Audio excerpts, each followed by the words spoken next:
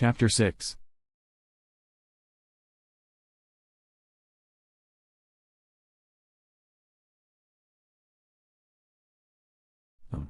That was good, honey. But I'm still tired. I'm gonna head back to bed, Nicole said as she stood up from the table. Walking around behind her husband, Nicole wrapped her arms tightly around him, as she kissed him on the back of the neck. I love you, Nicole. Malachi responded as he turned himself, within Nicole's arms, to face her. Then, raising his hand, he lightly touched the tip of her nose, with his index finger, then slowly and softly dragged it downward, towards her chin, as he tilted his head forward and kissed her on the lips. Come on, I'll walk you back to bed. As they walked into the bedroom, Nicole sat on the edge of the mattress. As she began to lay down, she suddenly got the feeling that she was gonna get sick. Quickly, yet carefully, she sat back up as she continued to sit on the edge of the bed with one hand over her mouth. Are you alright, honey? No. I feel like that I'm gonna puke. Getting back up off of the bed, she quickly dashed into the bathroom, and then kneeled on the floor in front of the toilet. Malachi, please get me a wash rag. Alright, hun, Malachi said as he walked out of the bedroom, and then dug a clean washcloth out of the hallway closet.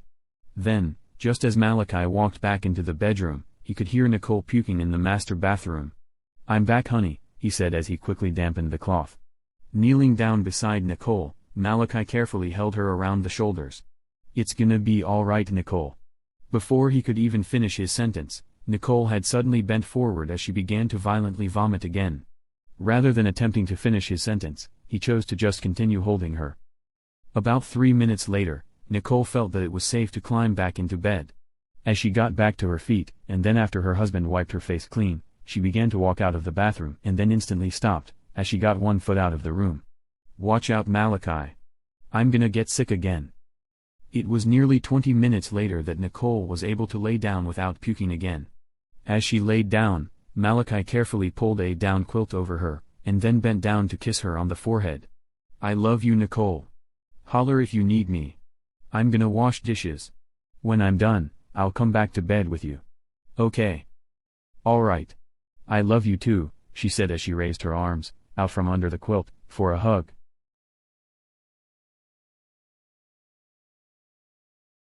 It had been nearly a year since their marriage. Since then, every day had been filled with joy as the love between them only grew stronger and stronger. Beyond just his marriage, the relationship between Malachi and his little brother had also grown stronger as well.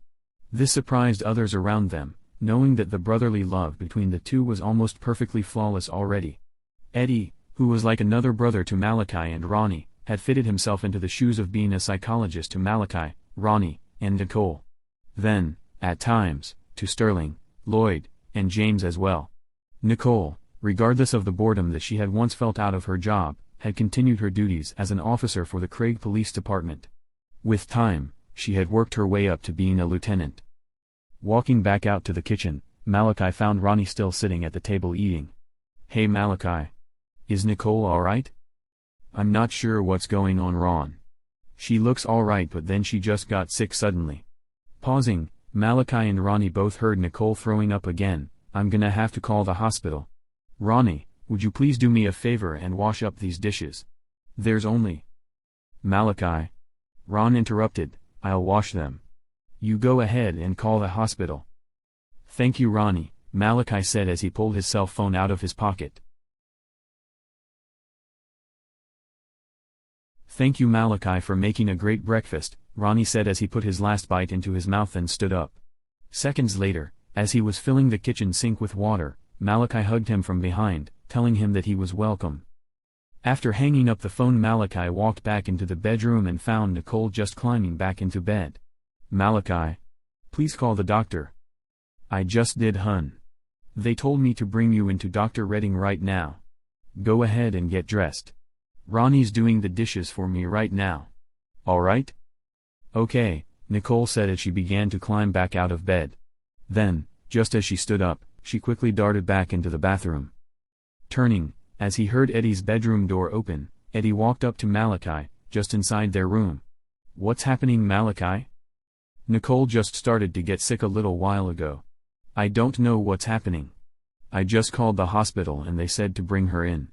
Eddie, do me a favor and go down to the garage and warm up the Hummer. Also, I'd like it if you and Ronnie went with me. If you don't mind. Mind? Come on Malachi, you know that I'd be more than happy to, Eddie said as he put his hand out for the keys. Good thing that we have an overcast today. Since we're going to the hospital, it wouldn't really matter. The ambulance entrance is covered. Are you gonna leave the Hummer there the whole time that we're in the hospital? Eddie asked just before he headed down the hallway. We're gonna have to. Unless Nicole drives. Malachi answered just as Eddie turned to head down the stairs. Okay Malachi. I'm ready. Nicole announced after she had thrown on some sweatpants. In the face, Nicole looked as though she may get sick again. At the same time, however, you could tell that Nicole was trying to look happy when in fact you knew that she felt miserable. Are you gonna be able to handle the ride? Malachi asked as he grabbed Nicole's hand. Yeah. I should be able to. Abruptly, mid-sentence, Nicole covered her mouth with her hand, then, seconds later, she uncovered her mouth then said that she was alright. Hey Ronnie. Malachi said as he stepped into the kitchen. Ron was just finishing up the dishes.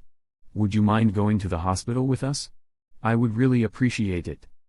Sure. Let's go.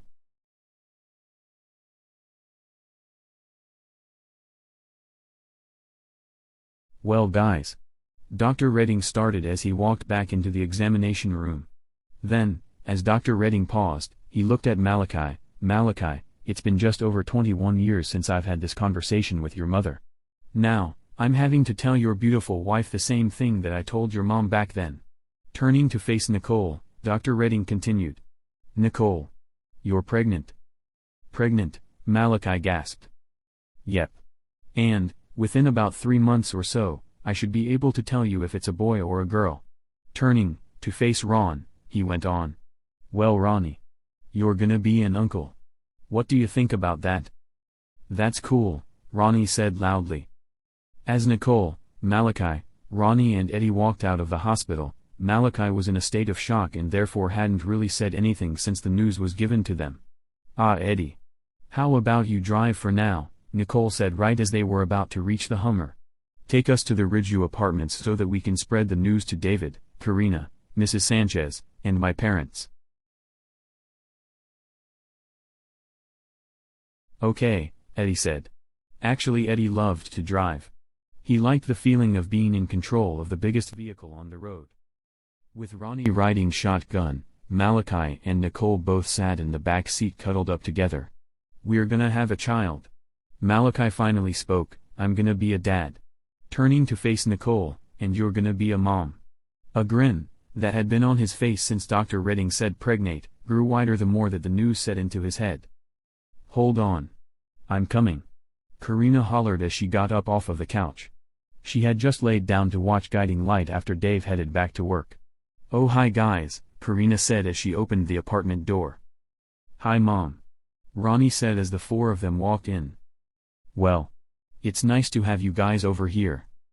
Hey Mom. Malachi interrupted. We have some great news. Turning around and turning off the television, Karina then turned to sit down on the couch. Okay. This sounds serious. What kind of great news? She asked with an extremely stern look on her face. I'm pregnant. Nicole answered for Malachi.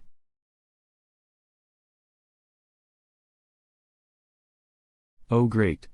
Jumping off of the couch, Karina grabbed both Malachi and Nicole, pulling them together, into one big hug. Your dad is gonna be excited, Malachi. Karina said loudly, I'm so happy.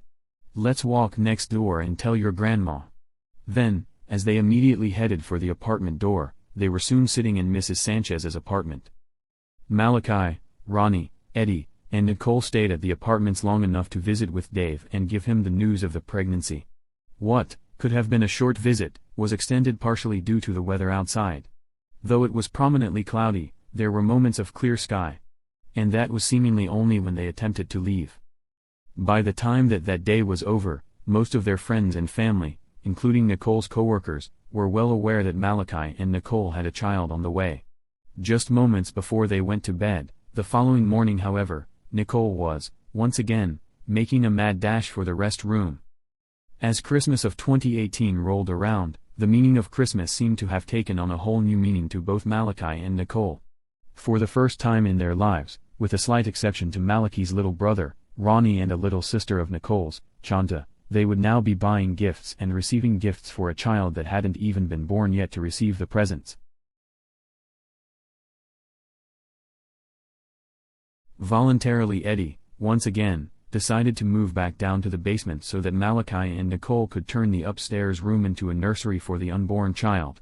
But Eddie, we could put the crib in our bedroom. You don't have to do this. Nicole tried to reason. I know that. But I think that it would be easier for both you and Malachi. Besides, it's not like I'm moving out of the house. I was down there before, it wasn't really bad, it won't be a problem doing it again. Well, Malachi spoke up, only if you want. Then, if you change your mind, you're welcome to move back up here. Understand? Yeah. I understand. Eddie answered as he hugged Malachi. Hey Eddie. Do me a favor though, and wait at least until Christmas Eve to move downstairs. I like having you up here. Especially now that Nicole is pregnant. Malachi requested as he held onto the hug. Sounds like a plan. I'll wait until Christmas Eve, Eddie said, and then patted Ronnie on top of the head as he approached them. Hey guys.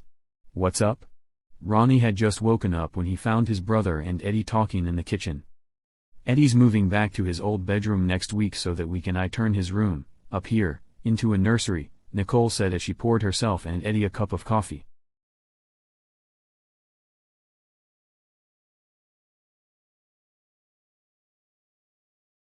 As the holidays came and gone, the soon-to-be nursery had turned into something that Karina and David had recognized from 22 years earlier. Malachi. If only you knew. David says his son showed off the room. As David looked at the new paint choices Nicole and Malachi had made in stocking up on diapers and formula. Son, I think that you and I are definitely father and son. You guys have done this nursery the exact same way as your mom and I did, when she was pregnant for you. As March of 2019 rolled around, it was prearranged with the police department for Nicole to start her maternity on the 12th of the month. This date was determined by the unborn child's due date being June 12. 3 months prior. Though Nicole was only 6 months into the pregnancy, she had very much looked as though she was well beyond 9 months. As they had gone to the grocery store one night, Nicole herself had committed on how much the shocks on the Hummer had compressed. I can't believe it, Malachi. Believe what? He said as he started the engine and then looked at her. Look. With me in here the whole truck tilts towards this direction. I am fatter than an L. Honey. Relax. Malachi interrupted, in 3 months. In 3 months the tires will burst. Nicole. What? Nicole was doing a better job at pouting and complaining than what she was of looking forward to becoming a mother. I love you. With this, just before shifting into reverse to get out of the garage, Malachi leaned towards her and kissed her on the side of the neck. I love you too. Being this big just makes me feel miserable. I'm sorry for being a pain. Turning her head quickly, before her husband could sit back down, she kissed him on the lips. You're not a pain, honey. You're just very, very pregnant. Before another word could be said, Malachi quickly accelerated as he slowly pulled his foot off of the clutch. This wasn't the only episode of Nicole stressing out over her weight. Each time, however, Malachi was right there for her, assuring her that things would be alright after the baby was born. Of course, he had constantly let her know that his love for her, even through the stress, hadn't changed at all. As planned, Nicole went on maternity leave on the 12th of March. After that, it had seemed that time had flown by fast up until the 11th of June. A month prior, or at least 3 weeks prior, on Malachi's birthday, Nicole had gone into false labor that had caused automatic worry within Malachi. Actually, worry would be an understatement, considering that his reaction was much worse than any of that Nicole's weight had caused her. It was about 11:30 at night, on the 11th of June, that Nicole had gone into labor. Between Malachi, Ronnie, and Eddie, they had it all planned, between them, exactly who would do what when it came time to go to the hospital. Ronnie get the diaper bag. Eddie grabbed the infant car seat and start the Hummer. And then Malachi would assist Nicole to the Hummer and sit with her, in the back seat, while Eddie drives everyone to the hospital. For the most part that was exactly how it went. Then, as they all arrived at the hospital emergency entrance, Ronnie ran into the hospital, gasping for air, and hollering for help. Seconds later Ronnie came back outside, pushing a wheelchair, with 2 hospital staff right at his side. "Ah, Mom. This is Ronnie." "Yeah, Ronnie. You're my son, I know who you are. Did you know it's..." Turning over in her bed, Karina looked at the red digital numbers on her clock. 1 o'clock in the morning. "I know. I'm sorry. We're at the hospital, Nicole's in labor. And the doctor said something about 7 centimeters. Oh my God, Ronnie. I'm sorry, honey. Your dad and I will be there in just a few minutes. Just hold on, sweetie." Hanging up the phone, Ronnie quickly headed back to the waiting room, where Eddie was sitting down reading an information guide for the Memorial Hospital. "Have you heard from Malachi yet, Eddie? He just came out a minute ago asking if you had called your mom yet. I told him that you were doing it right then." As Ronnie sat down beside Eddie, Eddie put down the reading material then scooted himself closer to him. "So Ronnie, you're gonna be an uncle any minute now. What do you think about that?" "I'm excited. You know what though?" "What's that?" "You've always been like a brother to Malachi and I. So in a way, you're gonna be an uncle too," Ronnie said as he put his arm over Eddie's shoulder. "Thank you, Ronnie. I really care about you guys too." With that, Eddie put his arm around Ronnie and pulled him tight as he hugged him. "Oh. There's your mom and dad," Eddie said as he pointed down the hall. Then, Ronnie and Eddie both stood up and greeted them. Just as David and Karina had caught up to them, Malachi had come out of the examination room. "Hey guys. It's gonna be any minute now." As David sat down with Eddie and Ronnie, Karina followed Malachi into the room where Nicole was laying down as Dr. Redding was checking her dilation.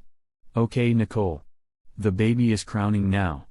Karina couldn't believe that it had seemed that her and David had shown up just on time. "With your next contraction, Nicole, I want you to push real hard. Alright?" the doctor said. "Okay," Nicole said, "this hurts so much." "I know, Nicole. Hey Malachi. How about you give her some cold water, okay?" the doctor said as he placed his hands under the sheet that covered her legs. "Alright." Then, just as Malachi had filled a cup full of cold water, he was headed back towards his wife when suddenly she screamed. "Push, Nicole. Push real hard." I am pushing," Nicole hollered, and then pushed again as a stream of sweat rolled down the side of her head.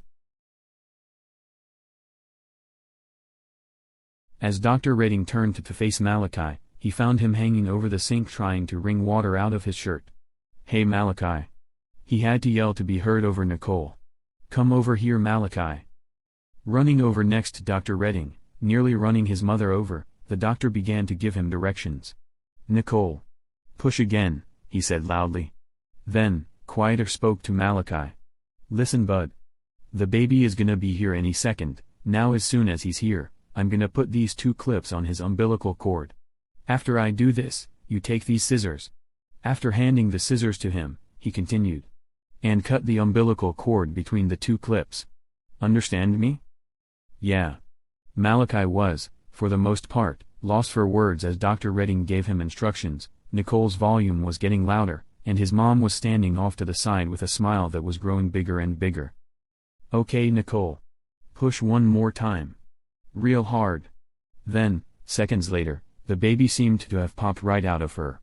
Stunned, Malachi stared at the slimy mess as he began to feel lightheaded. As Malachi watched the doctor place 2 clips onto the umbilical cord, he then carefully raised his hand, with the scissors, and then carefully and slowly cut the cord. Simultaneously, just as he completed the cut, Malachi began to see spots in his vision. Then seconds later,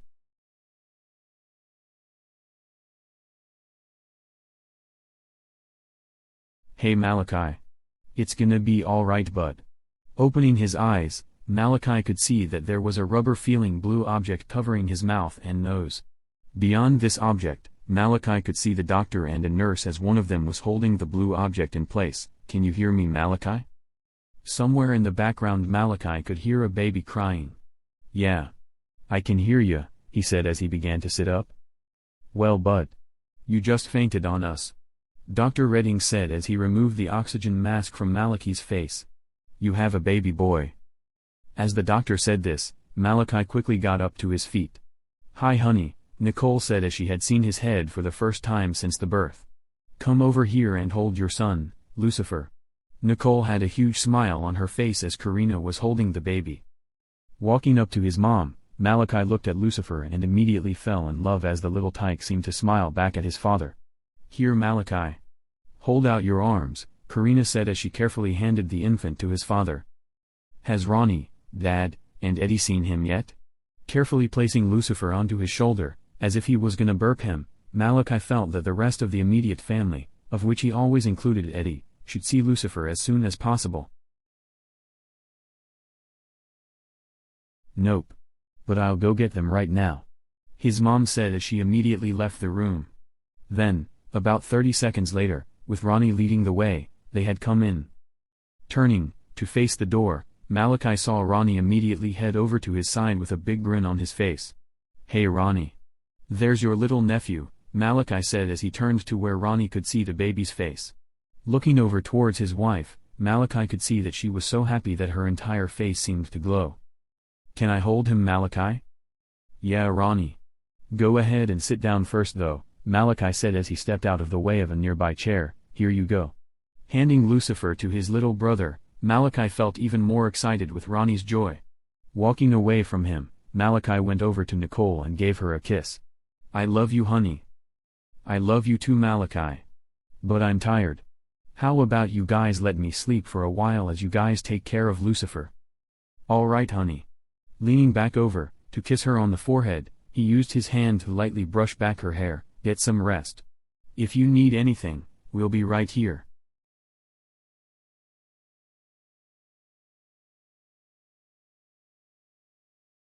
It wasn't until the following day, June 13th, that both, Nicole and Lucifer, were released from the hospital. The main reason, for the extended stay, was Lucifer's health. Lucifer's vitals were very much like his father's, Ronnie's, and Eddie's. His temperature averaged 73.1, his pulse averaged 180, and his respirations averaged about 40 breaths per minute. It was also determined that his upper canines were partially developed prior to birth. With this discovery, the doctor had also discovered 2 holes in the roof of Lucifer's mouth, directly behind his canine teeth like his father. "Well, he's definitely one of us," Eddie said as he put his index finger within the infant's little fist. As Lucifer tightened his grip, he smiled and then kicked up his legs while swinging his opposite arm. "And he's very strong for not even being 24 hours old yet." Eddie finished just as they pulled into their driveway. "Pull into the garage honey," Nicole said as she looked out the window. "The sun is starting to come out from behind those clouds." At this point, Malachi, Eddie, and Ronnie were very tired as it was close to noon. Normally they would have been going to bed at about sunrise. "Hey Malachi." Ronnie spoke up just as they pulled into the garage. "Yeah Ronnie?"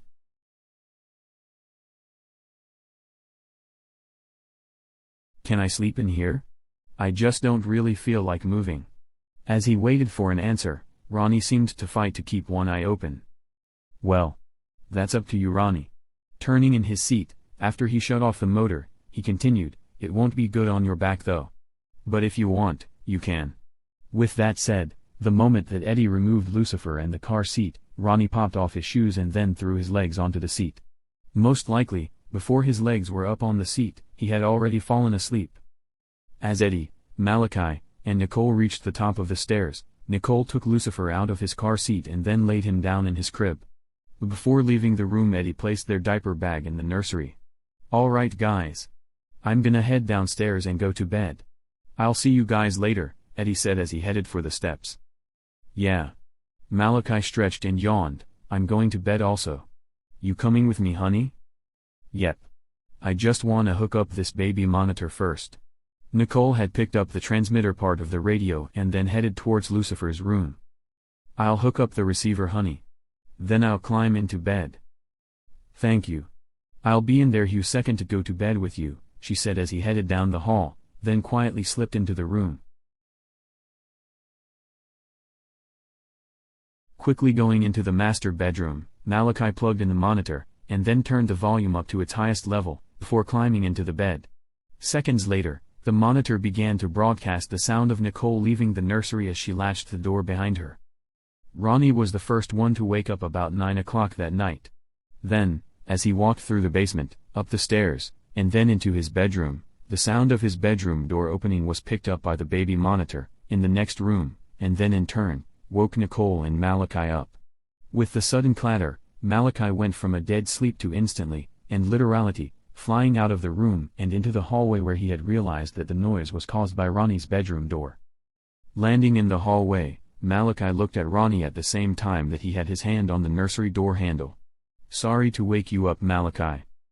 "It's all right, Ronnie," Malachi said as he looked at his watch and then opened Lucifer's bedroom door, quietly, to check on him. As he pulled his head back out of the room, seconds later, he looked back down the hallway at Ronnie. "It's about time for us to get up anyway. I'm gonna make some breakfast soon. How about you go wake Eddie up for breakfast?" "All right." "Okay. What are you gonna make?" "Eggs, toast. And I think that we have some bacon in the freezer." "Hey Ronnie," Malachi hollered just as his brother began to head down the stairs. "Yeah, Malachi? While you're down there, get another package of bacon out of the garage." "All right." Turning, to go back into his own room, Malachi found Nicole sitting on the edge of the bed stretching. "Did you get enough sleep, Nicole?" "Not really. But what I did get will have to do. We have a dentist appointment for Lucifer tomorrow morning. Luckily, however, I'm not expected back to work until the end of the month." Standing up, Nicole gave Malachi a hug. "I love you." "I love you too, hun. I just sent Ronnie down to wake Eddie up and to get some more bacon out of the garage. It's just after 9 o'clock. The sun was just setting when Ronnie accidentally woke us up." "What time is Lucifer's dental appointment?" Malachi asked just as they walked into the kitchen. "At 9:30 in the morning. I tried to get Dr. Knox to make the appointment earlier. He said that his office doesn't open until 9 o'clock. By the time that 11 o'clock had rolled around, everyone, including Lucifer, was wide awake and had eaten breakfast. To kill some time, not wanting to go out that night, Nicole sat in front of the television with Lucifer as Malachi, Ronnie, and Eddie played a game of Monopoly.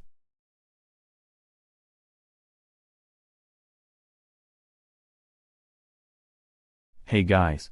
Ronnie is beating their butt at this game," James hollered from the kitchen. "Well, he normally does," Lloyd said as he took his eyes off of Lucifer for a second. "Sterling. Look at him smile. He's gonna be exactly like his father. Full of joy and always smiling." "Yeah." Sterling agreed. That's another way that someone could always use to pick Malachi out of a crowd. Look for the smile.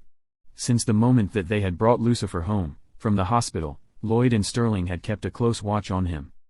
"You know, it's weird. It seems like that Lucifer can see me. Every time that I move, his eyes follow me. When I stop moving, his eyes do too." Lloyd seemed to have personally made it his own responsibility to keep an eye on the infant. For almost 12 hours now, Lloyd hadn't been more than 2 feet away from Lucifer.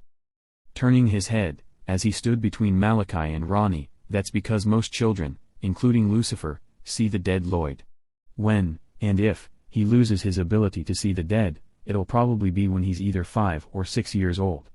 Only about 1 out of about 3 million children can see us beyond that age.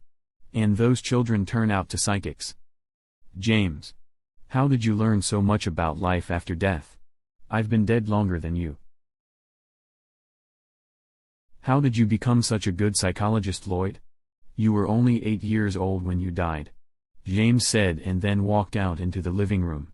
"I think that when we die, that we're each given like a special gift, or something, into any one particular area of education to use in helping others. At least, that's what I think anyhow." As he continued to watch Lucifer's eyes, he saw them move into James' direction as he approached the couch. "See? Now he's watching you." "Yep. Just wait till he's old enough to talk." With this, James put his face right up to Lucifer's and then began to make faces and strange teasing noises at the infant. "Na na na na, na na na."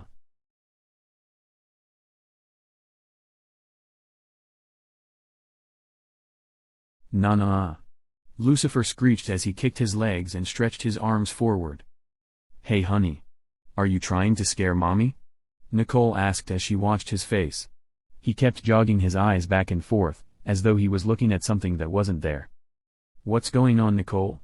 Malachi asked as he looked away from the board game. Oh. He's just acting funny. He's got a big smile on his face, she said as she tickled his belly with her fingertip. Hey Malachi. Are you guys gonna go out tonight? I don't think so, Malachi said as he looked at Ronnie's and Eddie's faces for suggestions for the night. Without any hints or immediate ideas from the two, he continued, maybe we'll just rent a couple movies for the night. Hey Malachi, Ronnie said as he moved a little boat on to go. Yeah Ronnie. Can Belinda come over for the night? Putting his hand out towards Eddie, who had the bank's money sitting on his lap, you owe me $200. Looking at his watch, Malachi saw that it was just before 10:30. Well, how about you call over there? If her parents say yes, well then it's okay with me. Okay. Thank you Malachi, Ronnie said as he got up from the table to get the phone. Nicole. Looking over towards his wife, Malachi could see a big grin on his son's face. Yeah. What time is Lucifer's dental appointment? I already asked, I know. At 9:30 hun. We might as well just stay awake to avoid sleeping through it. You're right. We'll just rent an extra video or two. Or a game or two of Scrabble. Eddie suggested.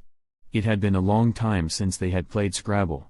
Also, it was one of Eddie's favorite games.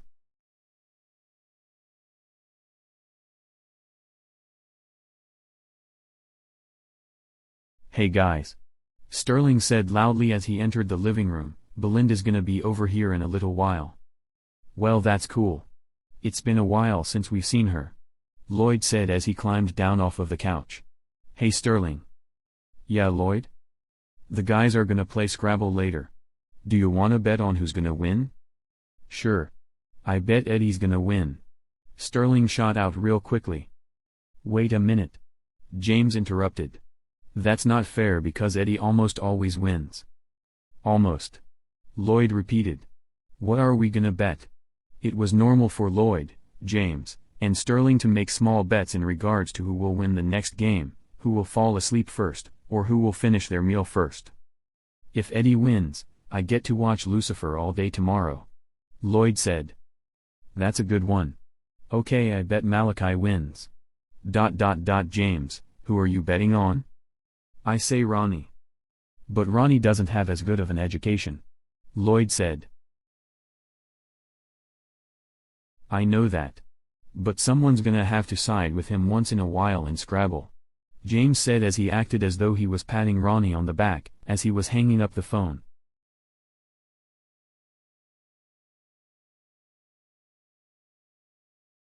Hold on a second, I'm coming, Nicole said as she heard the knock on the front door. Then, after she carefully put Lucifer over her shoulder, she quickly headed down the stairs. Oh hi Belinda. How are you doing? As Nicole let Belinda in, she waved at Belinda's parents as they began to roll back out of the driveway. Is Ronnie still here?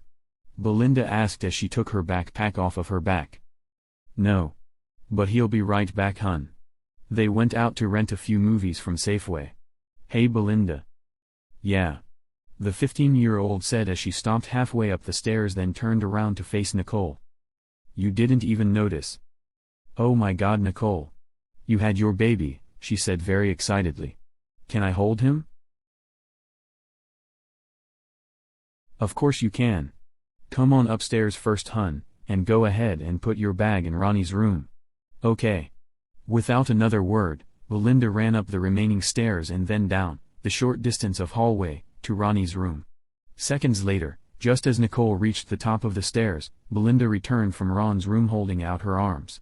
Here you go, Nicole said as she carefully handed her son to Belinda. How about you go ahead and sit down in the living room and I'll get you a soda. All right. Thank you Nicole, Belinda said as she sat down on an easy chair in the far corner of the room. When do you think that Ronnie will be back? Well, they left about 10 minutes before you showed up. They're just gonna walk down there very quickly and be right back. With her near mistaken words, Nicole lightly slapped herself in the side of the mouth just as she was closing the refrigerator. Ronnie. Nicole started with ESB. Belinda is here now.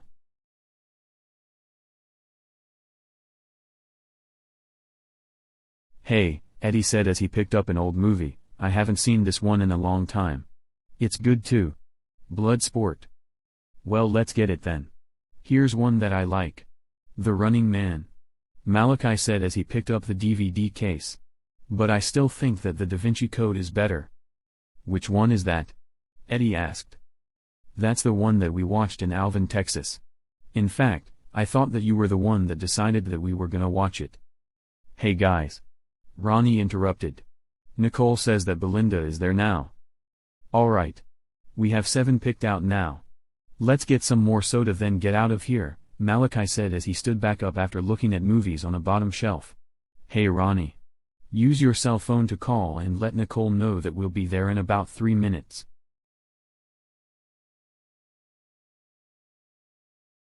Hey Belinda. Besides just movies tonight, I think that the guys are planning to play Scrabble also. That sounds like fun, Belinda said as she carefully laid Lucifer, belly down, over her lap and then began to softly pat him on the back to burp him.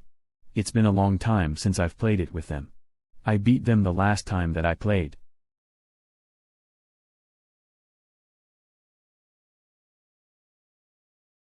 Okay. All bets are off, guys. Lloyd said just seconds after Belinda spoke. No. I still think that Ronnie deserves a vote. James said as he spoke up over the volume of Lloyd's voice. Alright. If Ronnie wins, James gets to watch Lucifer all day tomorrow. But if anyone else wins, anyone, then Lloyd and I get to watch Lucifer tomorrow. Well, Sterling. You drive a hard bargain. But you're on.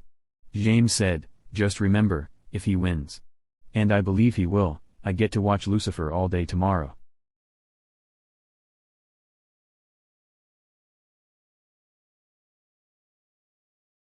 Hello. Hey Nicole. Let Belinda know that we will be home within the next 3 minutes or so. Alright. Okay Ronnie. She's holding Lucifer right now and I think that you guys should include her in Scrabble tonight. We will. Alright, see you in a few. Hey Belinda. Nicole called out as she hung up the phone. That was your hubby on the phone. They said that they will be here in just a few minutes. Alright. Belinda responded as she put Lucifer back over her shoulder. I just hope that they're prepared to be beat again, she joked and then stood up, with Lucifer, to stretch her legs. It was then, approximately 2 hours later, that Ronnie laid down the wooden tiles that gave him the winning score. What is that? Eddie asked as he stood up from the table. Sternutation. Ronnie said, it is a sneeze or the act of sneezing. Ronnie said proudly with a big smile on his face, here it is in the dictionary. Ron pointed out. As Ronnie shuffled through the pages of the Old Collier's Dictionary he stopped on page 1315 and then pointed at the word, about a third of the way from the top of the page. Oh yeah. James screamed as he jumped up and down, with his arms up extended way above his head. Ronnie's my man. As he continued to cheer, Sterling covered his face with his hands, while Lloyd just stared at the floor nodding his head in disbelief. Well. We'll see about the next time. Lloyd said as he looked back up.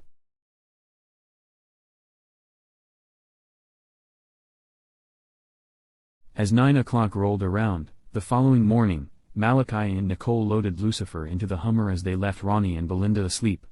Hi. We're here to see Dr. Knox. The name please? The receptionist asked. Lucifer Declue, Nicole said as she grasped Malachi's hand. Alrighty. Please fill out this form. As the receptionist handed Malachi a clipboard, Nicole picked up a pen out of a cup at the receptionist's window. And then bring it with you when we call Lucifer's name. Okay? Here Eddie. Would you like to hold Lucifer while we wait? Nicole asked as she watched Eddie sit down first. Sure. Holding Lucifer, by his sides, and out to arm's length. Hey Lucifer. How are you doing?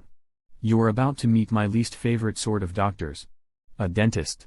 You're too young to say so now, but when you're my age, you'll agree with me, Eddie joked. The purpose of this particular appointment, only 2 days after Lucifer was born, was to monitor the development of his upper canines and then the holes in the roof of his mouth as well.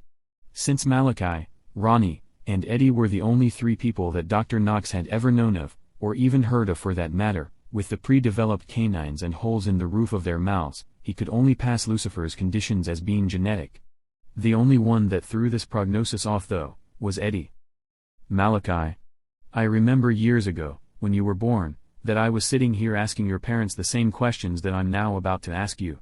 Now, obviously, there are issues, of some sort, that are causing you, your brother, Eddie, and now Lucifer to have, not only deformed mouths, but also a very large indifference within your vitals as well. Now, when it was only you and Ronnie, I had a very limited number of questions. To be totally upfront with you, Malachi, your mom refused to allow me to do any form of testing or research. Dr. Knox. Sorry to interrupt, but just as you're saying, right now, that my mom refused to having testing or research done on us, I too, am gonna refuse testing and research as well. Saying this, I don't mean any form of disrespect towards you, your practice, or whatever it is that makes you want to learn more about this issue. What I do mean, however, is that we have our personal reasons for not wanting this testing and research done. How about you, Eddie? Dr. Knox interrupted as he turned to face Eddie. Dr. Knox. I've got to side with Malachi. And it's not just Malachi, but also his parents. And not just them either. The way that we are, is a reflection of who we are, and that is not something that I'm willing to have under a spotlight or a microscope. And, turning to look at Malachi and then back at Dr. Knox, yeah, our vitals are much different from others around us. For some reason though, that's the only thing that doctors seem to want to look at.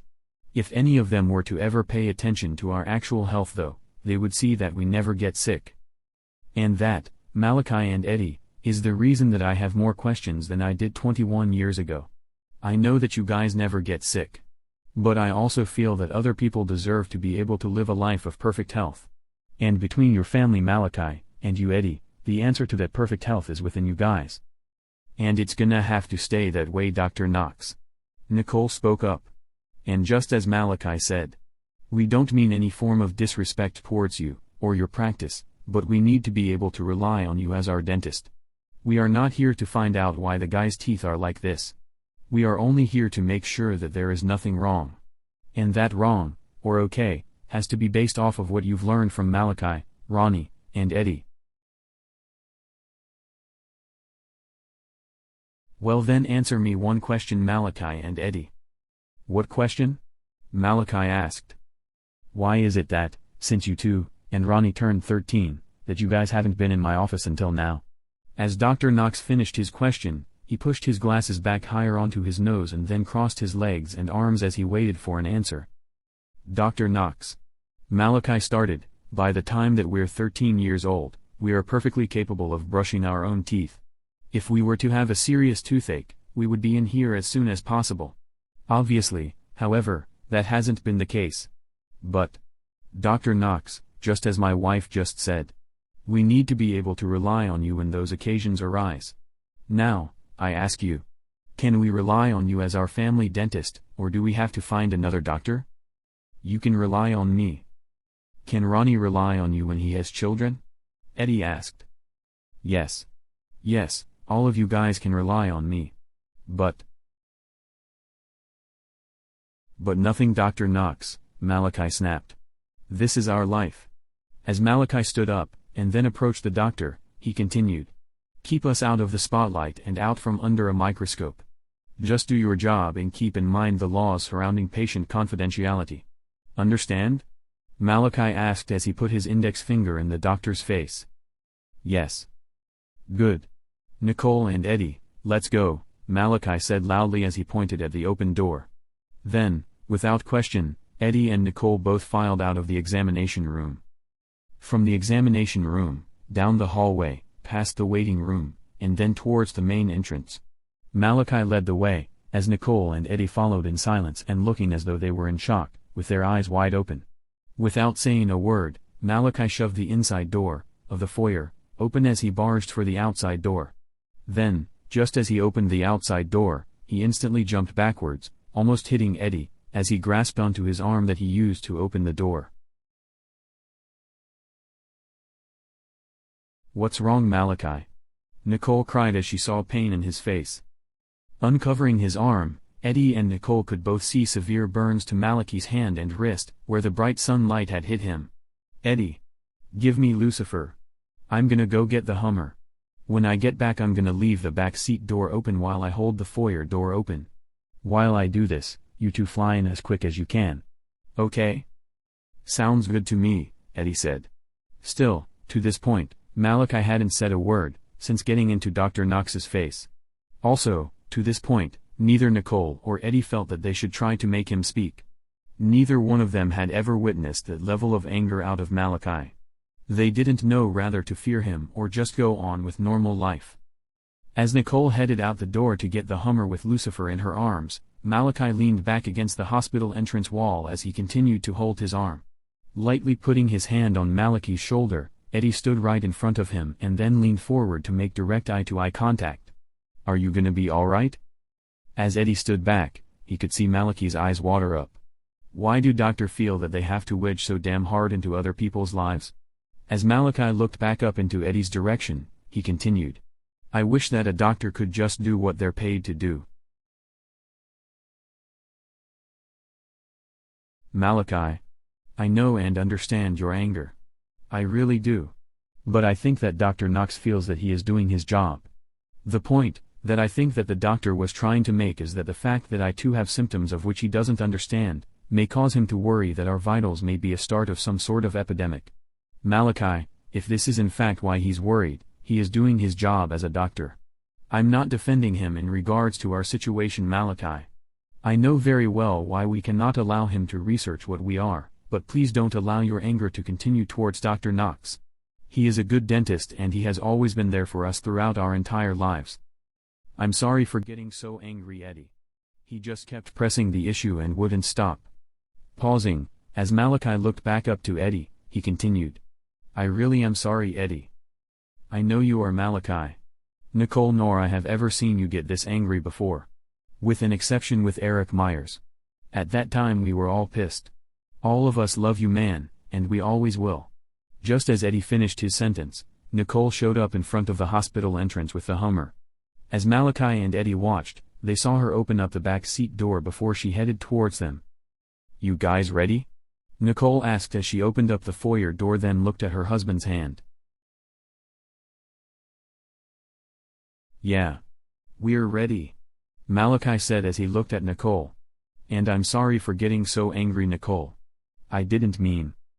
Malachi.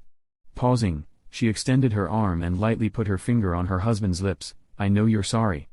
Dr. Knox upset me too. But no matter how upset that you may get, I'll still love you the same. Now, let's go, guys," she said as she looked at Malachi and Eddie both. It was almost a year later that both, Ron and Belinda, had graduated from high school. About a month prior to the ceremony, Belinda had also moved into the Decluse residence. "You two look great today," Karina had said after they had walked back to the house. Just as they did when Malachi, Nicole, and Eddie graduated, they held a big celebration at their home with hopes that everyone that was invited would leave their cars at the school's parking lot. During the graduation party, Lucifer had been, for the most part, the center of attention as everyone within the home took turns holding the 11-month-old. "It looks like all of his teeth are in," Patty had said after she had studied the inside of his mouth. The holes in the roof of his mouth had gained her attention after she had seen Nicole observing them. "They are all in," Nicole answered. "I counted all 32 of them a couple of days ago. After I noticed them, Malachi and I called and made another appointment for just a routine checkup." "Well, it's good that you guys are staying on top of his health," Patty continued. "Yet, then again, I've never known Malachi or Ronnie to ever get sick. For that matter, Lucifer hasn't gotten sick either." Malachi had repeatedly tried to make sure that the attention within the house was being directed towards Ronnie's and Belinda's big day. Somehow, though, Lucifer seemed to remain the center of attention. Ronnie and Belinda, however, barely noticed as they enjoyed the moment and the knowledge that school was now behind them. Behind them forever. "You know, Malachi," Ronnie said, "I thought that your wedding would be the last time that I would ever wear a tie." He was just tightening up his tie as it had become loose repeatedly throughout the day. "And today I am easily reminded why I don't like them. 1 second they're too loose and then the next minute they're too tight." "Well, you know. Since the actual graduation is over, Ronnie, you might as well take it off." Pausing for a moment, Malachi whispered into his ear, "As usual though, you look great today," Malachi said as he patted his brother on the back along with a slight hug. "Thank you, Malachi." As Malachi let go of the hug, Ronnie noticed that burn scars, from nearly a year prior, were still visible on Malachi's hand.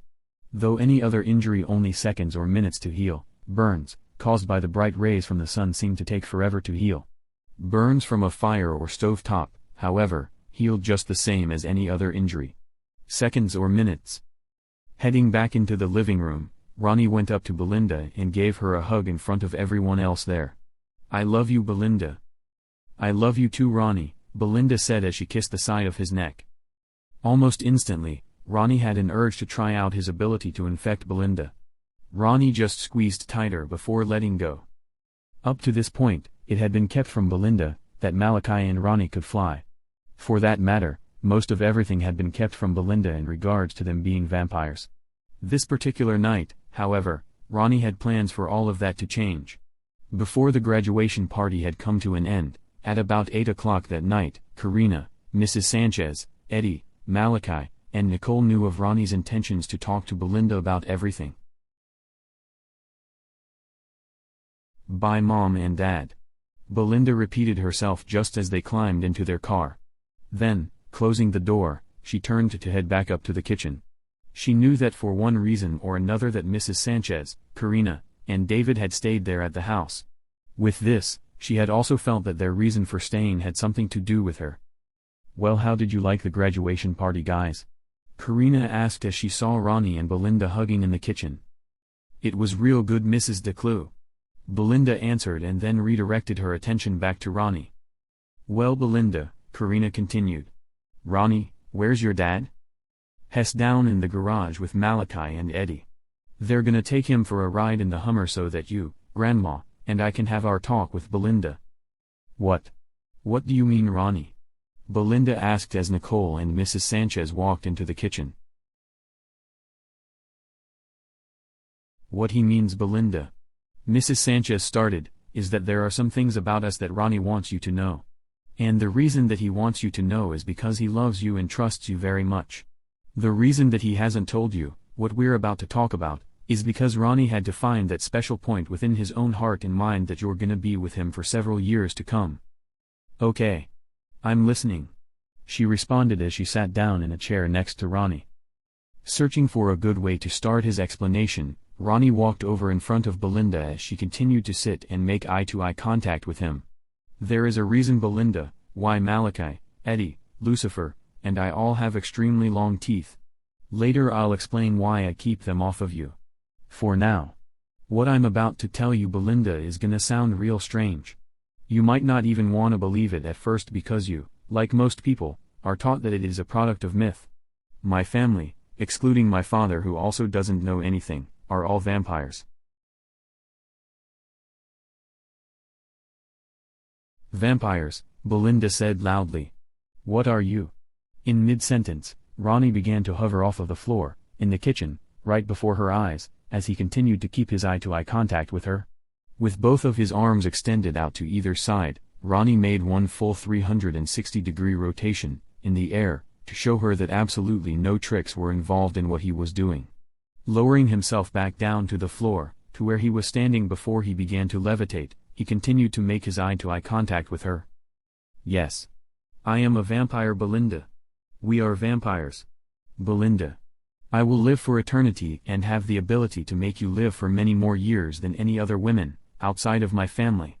With you, we can produce children that will be born predestined to protect you until the day that you naturally die. You will have powers," Mrs. Sanchez interrupted, "beyond the imagination of anyone living outside of this house.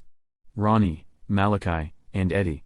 Soon Lucifer, as well, are the most powerful people in the world, next to other vampires, of which there are very few outside of our family. You will never get sick. Karina interrupted. Any injuries will immediately heal either within seconds or minutes. And the rest of your life, Nicole interrupted, will be very much like paradise. And I will love you for the rest of time, Belinda. Runa finished. So, what do you think? Ronnie asked as he picked her hand up off of her lap. Will you still continue to love me? Though Belinda was terribly shocked by, not only what she heard, but also the stunt that Ronnie did in front of her, she was, for the most part, lost for words. Yeah. She started to respond as her eyes filled with tears. I'll always love you, Ronnie. With her tears, she also reached both of her arms out, towards Ronnie, and held onto his hips as she pulled him closer to her. Putting a hand on either side of her head, he bent down forward as he kissed her on top of the head. And I love you too. And I always will. Belinda. Mrs. Sanchez interrupted. The reason that he can't allow his teeth to touch your bare skin is because once he punctures your skin, you will then have all of those abilities and powers that we just described to you. Rather if you want them or not. If you decide that you want those powers, then Ronnie can infect you then. But first you must choose if that's what you want. Then, once you have decided. Karina cut in. Either way that you decide, you must keep what we've told you today, to yourself, or at least to those that live in this house. The only thing that really matters to me in this world is Ronnie, Belinda said as she wiped her eyes dry. I had always feared that the fact that he wouldn't allow his teeth to touch me was something involving me. Like as if I had done something wrong. Belinda. I love you more than anyone else in this world. In my eyes, you're perfect. But I didn't want to risk something without you knowing or not understanding exactly what all was involved. But now you do know. Throughout the last little bit of Ronnie's conversation, Belinda had kept her hands on his hips. Now, as he finished, she pulled Ronnie, by the waist, towards herself as she buried her face in his belly. I love you and I always will. You guys can trust me. And yes, one day, I want to be like you guys too. Until then, I just want to continue living my life with Ronnie as normal.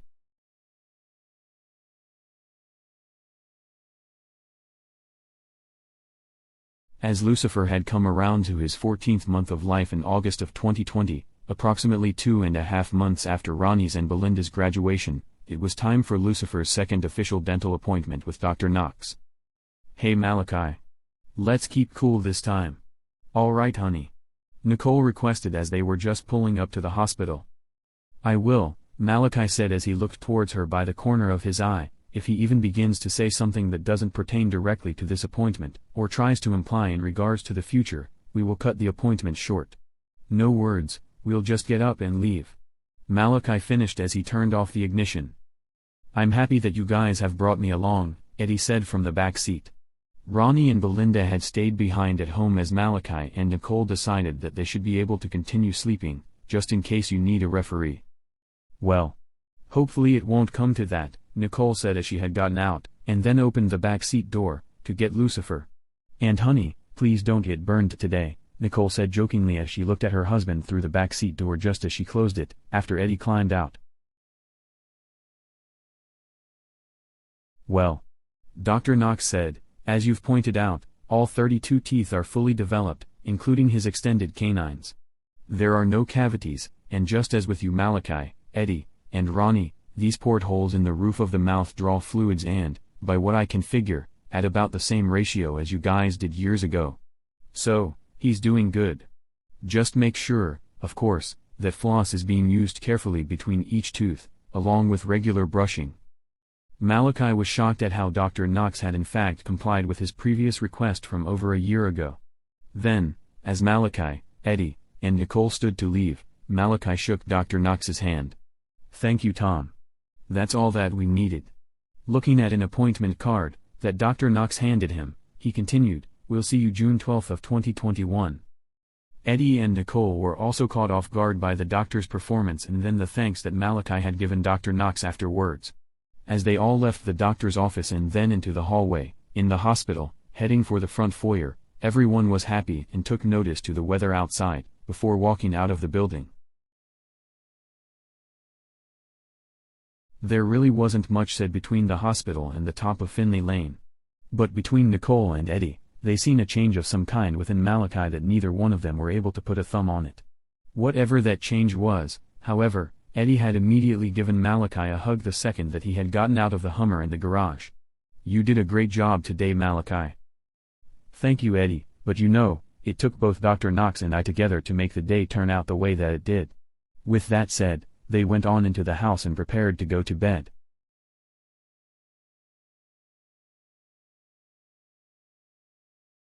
"Lucifer.